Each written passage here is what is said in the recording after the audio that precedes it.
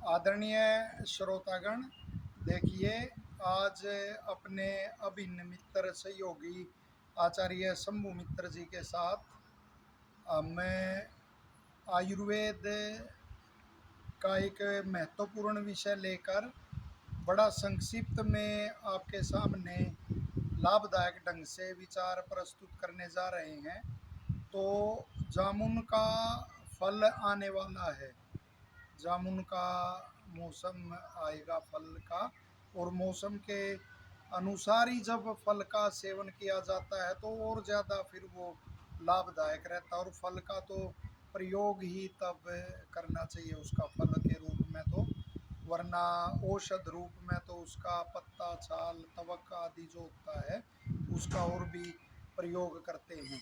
तो जामुन का जो विशेष वो गुण है वो तो आपने सभी ने सुना होगा, जो सामान्य रूप से प्रचलित है कि यह बढ़ी हुई शुगर को नियंत्रित करने में बड़ा ही अच्छा इसका वो परिणाम है। साथ ही कुछ अन्य उपयोग भी हम इसके वो आपके साथ साझा करेंगे जो आपको बड़े लाभदायक लगेंगे।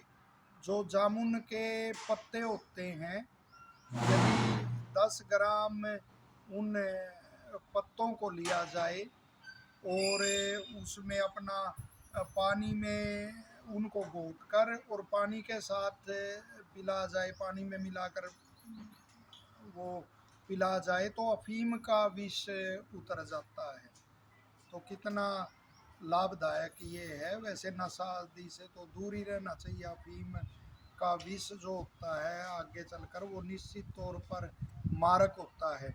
और इसी तरह से यदि 10 ग्राम जामुन के जो पत्ते हैं, यदि उनको गाय के दूध के साथ, पाव भर गाय के दूध के साथ घोट कर उनको 7 दिन तक पिला जाए तो जो खूनी बवासीर होती है उसमें भी निश्चित तौर पर आराम मिल जाता है। पिलाने का क्या नियम होगा इसका आचार्य जी? देखिए, बड़ा अच्छा आचार्य जी ने प्रश्न किया कि जैसे कल के रूप में भी कहते हैं, कल कहते चटनी को गोला सा उसका बना लेना।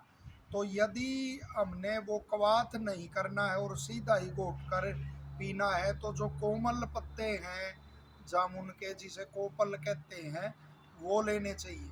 और किसी साफ उसमें अपना जो खरल आदि होती है किसी भी उसमें उनको मथ लेना चाहिए। थोड़ा दूध के साथ उनको घोट लो, या पानी में, जैसे अफीम के विष में पानी में का पानी में उनको रगड़ के और फिर गिलास में मिला कर उनको पी सकते हैं। और इसी तरह पाव से थोड़ा सा दूध लिया और उस दूध के साथ उनको घोटा और फिर से इस दूध में मिला के उनका सेवन करते हैं। और इसी तरह से धन्यवाद आपका भी।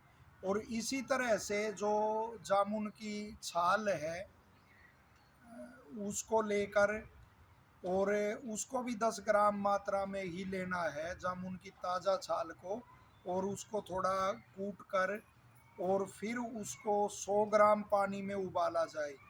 और जब चतुर्थांश उसका शेष रह जाए, यानी 25 ग्राम शेष रह जाए, तो उस पानी को उतार लिया जाए। और फिर जब वो शीतल हो जाए तो उस पानी का सेवन करने से जो श्वेत प्रदर का है, ल्यूकोरिया की जो वो है समस्या है, बड़ा माताएं और वो बहनें पीड़ित रहती हैं, और श्वेत प्रदर हो या रक्त प्रदर हो, दोनों में ही उससे आराम मिलता है।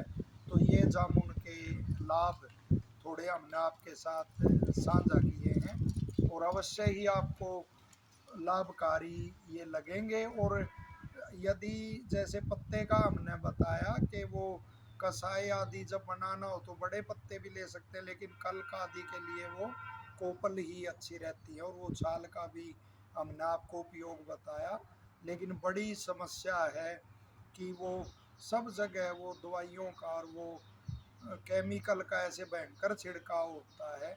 लेकिन अब भी खेत खलिहान आदि और उसमें खेतों में वो स्वस्थ रूप से जामुन का वृक्ष मिल जाता है।